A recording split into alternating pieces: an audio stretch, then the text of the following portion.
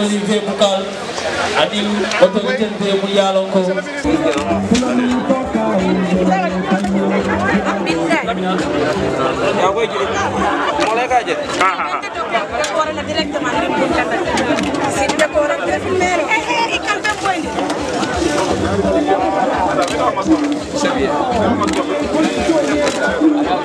C'est bon.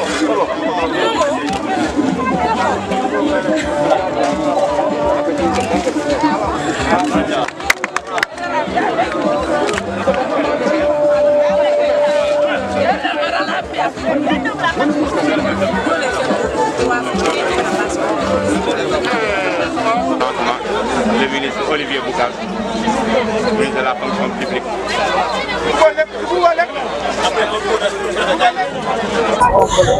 Population de Médina Wandifa, mesdames et messieurs, chers invités, c'est avec beaucoup de plaisir et une grande fierté que je préside ce matin la journée nationale d'investissement humain dans le domaine de l'assainissement.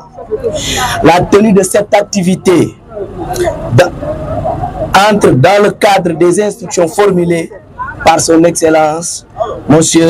Bassirou Diomaye Diakhar Faye, président de la République, lors de la dernière réunion du Conseil des ministres tenue le mercredi 29 mai 2024.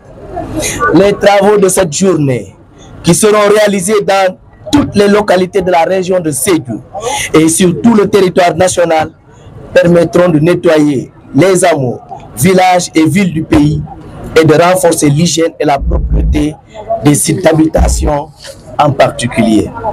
Ils permettent ainsi d'améliorer l'assainissement de ces localités et de réduire les risques sanitaires et environnementaux liés à l'insalubrité.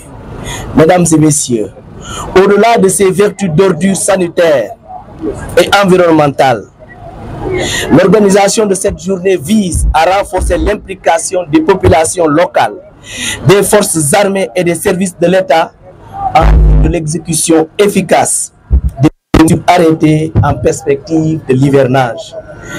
En d'autres termes, cette journée s'inscrit dans une logique d'anticipation, de constitution d'une démarche participative et d'une large synergie en vue de propulser une nouvelle dynamique dans le cadre de l'exécution des politiques publiques. La construction des synergies positives et des intelligences collectives à tous les niveaux de la nation constitue l'un des piliers majeurs retenus dans le cadre de la mise en œuvre du projet de changement systémique défini par le chef de l'État. En effet, les différents chapitres de ce document d'orientation mettent en avant la nécessité de développer le capital humain et d'assurer la prise en charge correcte des préoccupations de nos concitoyens. C'est le cas notamment du chapitre 9 qui traite des questions liées à l'accès à l'eau, à l'assainissement et aux services énergétiques. Dans le même sillage de l'amélioration du cadre de vie des populations, le chapitre 10 du projet dégage les orientations en matière de gouvernance territoriale, de gestion de l'environnement et de l'accès à l'habitat. Relativement à la question de l'eau, il est envisagé d'adopter la réglementation et de produire des documents d'orientation stratégique qui présenteraient les axes d'intervention prioritaires devant faciliter la prise en charge des problèmes majeurs liés à cette question.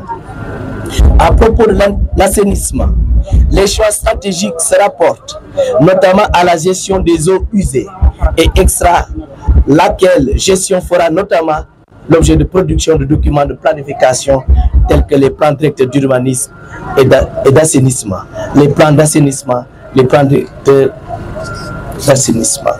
La gestion des problèmes relatifs à l'eau et à l'assainissement feront l'objet d'exercices réguliers de suivi et d'évaluation afin de mesurer les résultats enregistrés, de déterminer les contraintes à l'atteinte des objectifs fixés et de mettre en œuvre les mesures d'ajustement nécessaires en vue de la réalisation des objectifs socio-économiques du pays et de l'amélioration des conditions de vie des populations.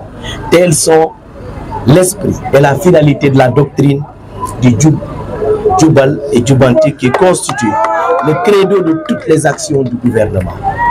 Les différentes problématiques ci-dessus évoquées s'appliquent à des proportions plus ou moins variables aux réalités environnementales et sociales de la région de Sédhiou et de la commune de Médina Wandifa en particulier. En effet, les caractéristiques hydrogéographiques de la zone, marquée par une pluviométrie assez abondante, de la platitude des sols et de nature d'Ek Dior et Diorek et la présence des grandes mares expose la commune à des fléaux naturels tels que les inondations avec leur lot de dégâts de diverses natures. Les risques liés à ces facteurs géographiques sont accentués par la faiblesse au niveau de toute la région de Sédhiou des infrastructures liées à l'assainissement et à la gestion des eaux pluviales.